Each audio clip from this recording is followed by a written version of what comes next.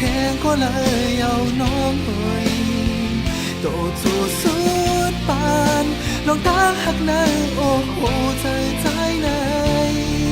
อำปันเธอแทงยาวให้ยิงน้องหูถึง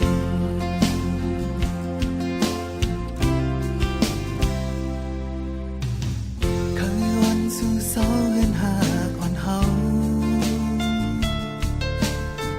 จองตีเคยมืออยู่เสาโฮมจองโตสุพองเองใจอยู่เลยซ้อมก็อันบ้องใจปันตาน้องก็เลี้ยวสุดปา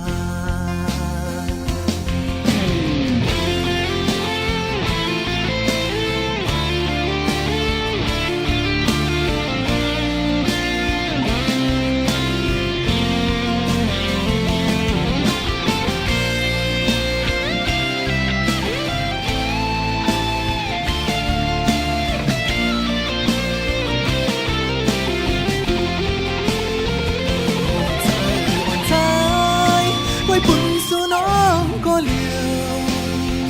อำอ่านหักเธอ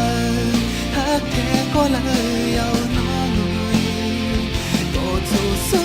ดปานลองทางหักนายโอ้โหใจในอำปันเธอแค่ยังเธอยิ่งน้องหูถึง